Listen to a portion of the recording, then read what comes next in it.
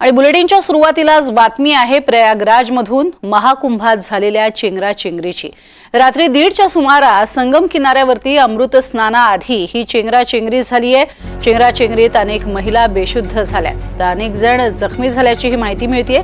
मौनी अमावस्येनिमित्त आज कोट्यवधी भाविक हे सध्या प्रयागराजमध्ये दाखल झालेले आहेत। संगमावरती त्यांनी गर्दी केलेली आहे। दरम्यान या दुर्घटनेच्या पार्श्वभूमीवर सगळ्या 13 आखाड्यांनी आजपासून अमृत स्नान थांबवलेलं आहे।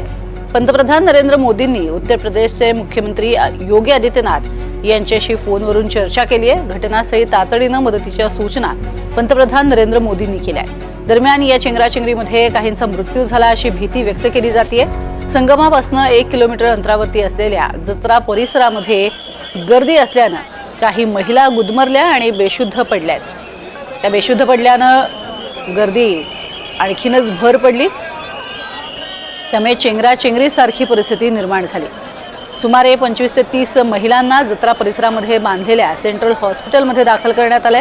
या घटनेमुळे अमृत स्नान सुरू होण्याला काही काळाचा विलंब मात्र होतोय। प्रचंड गर्दीमुळे आखाड्यांचा अमृत स्नान उशिरा सुरू होईल असंही उत्तर प्रदेश सरकारकडून सांगण्यात आलेलं आहे। तर आखाड्यांनी मात्र निर्णय घेतलेला आहे। 13 आखाडा प्रमुखांनी हा निर्णय घेतलेला आहे। प्रचंड प्रमाणात झालेली गर्दी आपण बघतोय।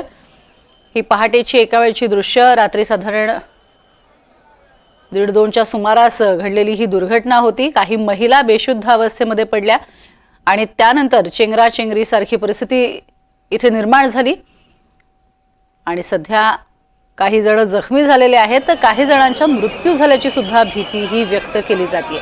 तर सध्या तरी 13च्या 13 आखाड्यांनी आपलं जे अमृत स्नान आहे ते स्थगित केल्याचं कळतंय। आज मौनी अमावस्येनिमित्त अनेक भाविक जे ते दाखल झालेले आहेत।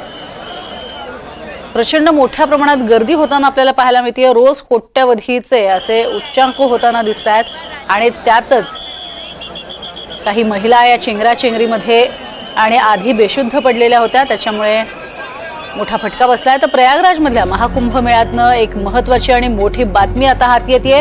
अमृत स्नानाआधी संगम किनाऱ्यावरती ही चेंगराचेंगरी झालेली आहे। अनेक जण जखमी झालेले आहेत। 15 जणांचा मृत्यू झाला अशी भीती व्यक्त केली जाते। 13 आखाड्यांकडनं आजचं अमृत स्नान त्यामुळेच स्थगित करण्यात आलेलं आहे। आताची सगळ्यात महत्त्वाची आणि मोठी बातमी आपण पाहतोय। प्रयागराजमध्ये झालेल्या या चेंगराचेंगरीचा फटका जो आहे तो अनेकांना बसलेला आहे। 15 जणांचा मृत्यू झाल्याची भीती यामध्ये व्यक्त केली जाते। खरं मौनी अमावस्येनिमित्त अमृत स्नानाचं आयोजन हे करण्यात आलेलं होतं आणि त्यातच अमृत स्नानासाठी आणि या मौनी अमावस्येनिमित्त असणाऱ्या स्नानासाठी दाखल झालेल्या अनेकांना याचा मोठा फटका बसलेला आहे महाकुंभामध्ये। अधिक माहिती घेऊयात रामराजे शिंदे आमचे प्रतिनिधी आपल्या सोबत आहेत। रामराजे, अनेकांचा मृत्यू झाला असं कळतंय, आकडा 15 जणांचा असल्याची ही भीती व्यक्त केली जाते, काय अधिक माहिती?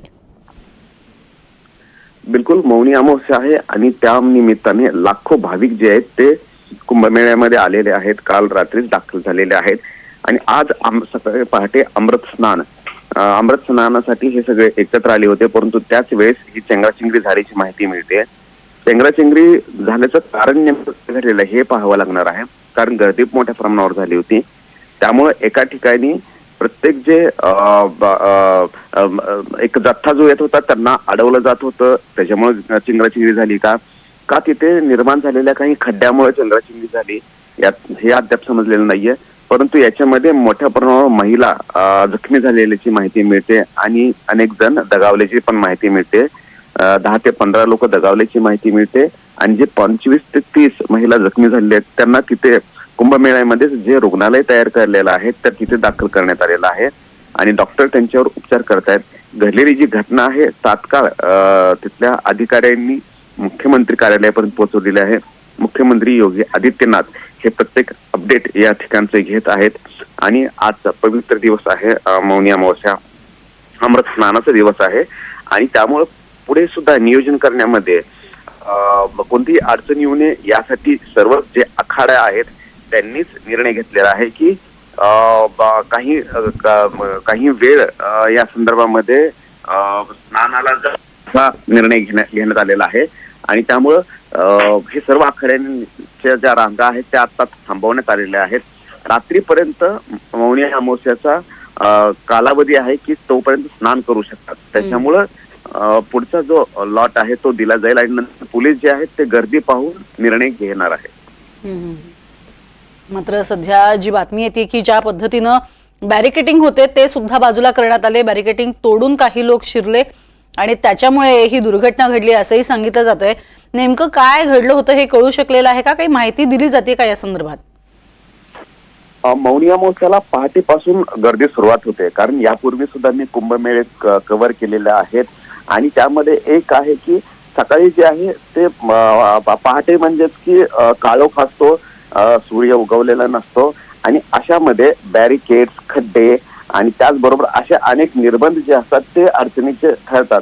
आणि प्रत्येक आखाडा जो असतो त्याचे लाखो भाविक असतात आणि प्रथा ही आहे की जेव्हा आखाडे येत असतात त्यावेळेस रस्त्यामध्ये कोणीही उभं राहिलं जात नाही, कारण आखाड्यांच्या आडवं जर कोण आलं तर मात्र तिथे चेंगराचेंगरी होण्याची शक्यता असते. आणि आखाड्यांना पोलीस अडवत नाहीयेत, कारण मोठे लाखो हजारोच्या संख्येनं हे आखाडे येत असतात आणि प्रत्येक आखाड्याचं तेवढी संख्या असते आणि अशा वेळी कदाचित तिथे चेंगराचेंगरी झाल्याची माहिती मिळते, जे की ठिकठिकाणी बॅरिकेड्स लावण्यात आलेले आहेत आणि त्याचबरोबर पोलीस यंत्रणेवर दबाव हा आहे की कोणती अप्रिय घटना या ठिकाणी घडू नये. त्यामुळे प्रत्येकाला चेकिंग करणं हे गरजेचं आहे. मात्र त्याच वेळी भाविकाला स्नान करणं, अमृत स्नानाचा योग जो आहे तो वाया जाऊ नये यासाठी धावपळ सुद्धा त्या ठिकाणी मोठ्या प्रमाणावर केली जाते आणि म्हणूनच तिथलं नियंत्रण जे आहे ते बिघडलं असावं असा प्राथमिक अंदाज आहे.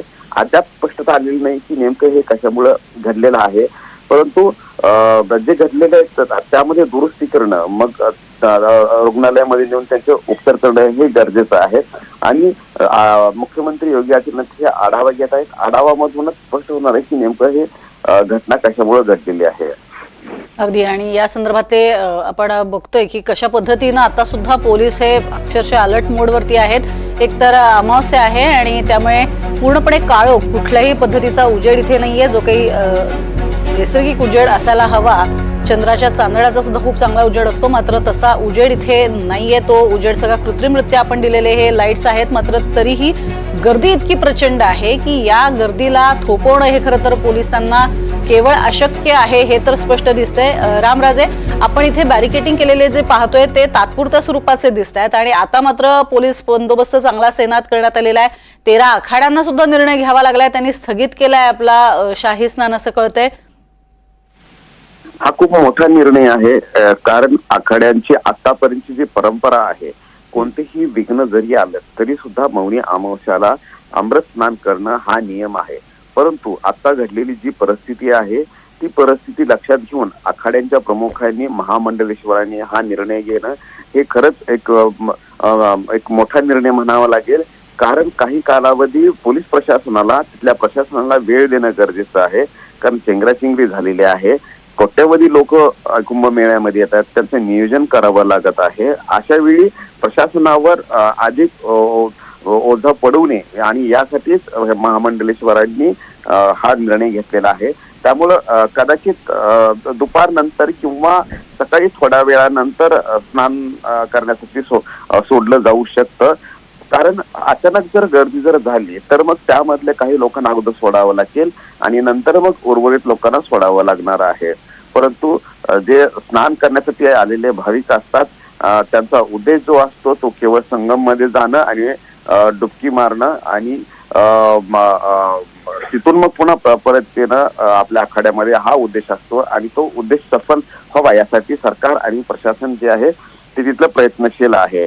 आणि संगम मध्ये अनेक ठिकठिकाणावरून लोक येत असतात, अनेक मार्ग सुद्धा निर्माण करण्यात आलेले आहेत. आणि गर्दी कशामुळे होते, कारण प्रत्येक ठिकाणी गर्दी होते, कारण संगम मधून छोटे छोटे पाणी, नदीचे जे पाणी आहे ते वाहत आहेत. मग अशा वेळी पांढरून पूल तिथे निर्माण करण्यात आलेले आहेत आणि एका पुलावर क्षमता जी आहे ती कमी लोकांची क्षमता असते. परंतु मौनी अमावस्या असेल किंवा इतर महत्वाचे जे तिथी असतात त्यावेळेस मात्र गर्दी मोठ्या प्रमाणावर होते आणि पुलावर सुद्धा ही गर्दी जी आहे ती नियंत्रणाच्या बाहेर जाते.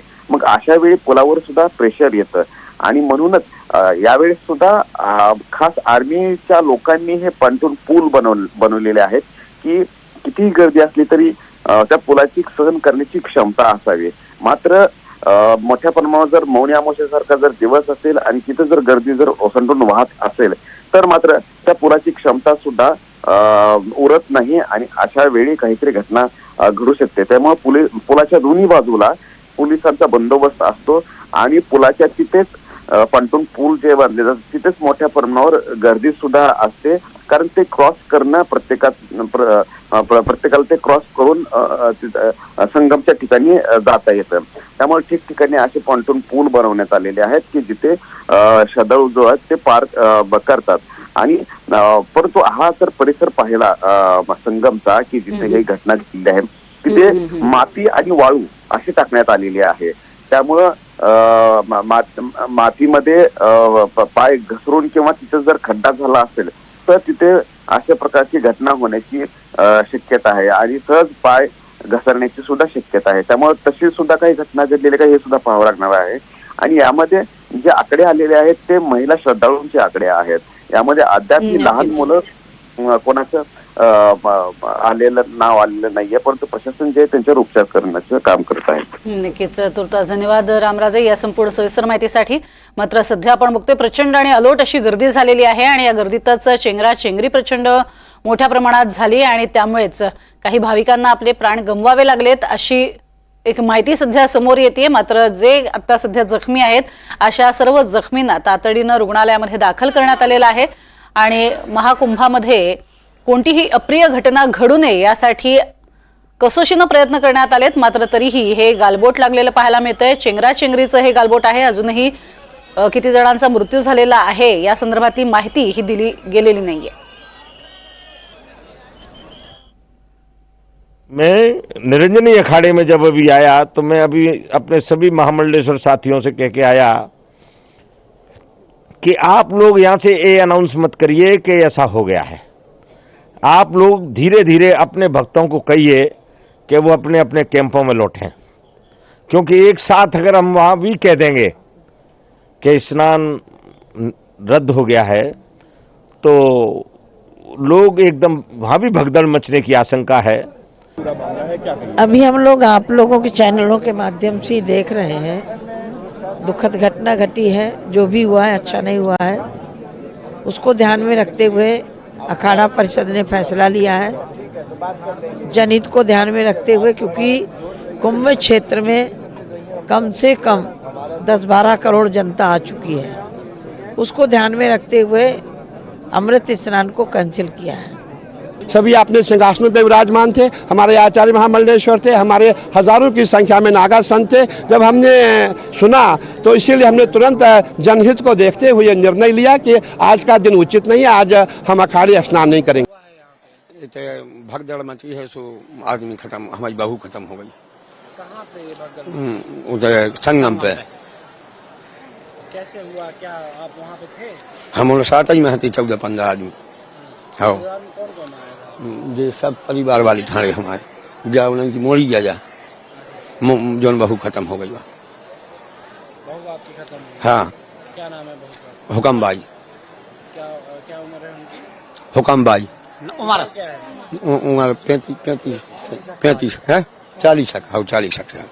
11 बजे हम सो रहे थे, पुलिस वाले आए, सुनने डंडा ठको के हम जगा दिया कि जाओ बुड़की लगाया. हम जब लगाने थी बुड़की, जब हम बुड़की लगाते, हम सुबह लगाते चाहे हम दिन में लगाते, हम सो रहे थे सब लोग मिलके. इनने 11 बजे पूरी पब्लिक उठा के इकट्ठी कर दी और फिर उते कहीं नहीं करी. उनने से गोटी उतर जरूरत है आखिर हम के लगाए तुम डंडा ठको के जनता पूरी उनने भगा दिया. पुलिस वालों ने 11 बजे रात का भगाई पूरी जनता उन्हें. अब फिर जब हम भगाई तो उतर भी रहो जिसको जब ज्यादा पब्लिक एकदम भीड़ पड़ रही तो उन्हें 2 डंडा मारो अलग अलग करो चज्जे. जो घटना नहीं घटती आज उस मोड़ी को ना बाप या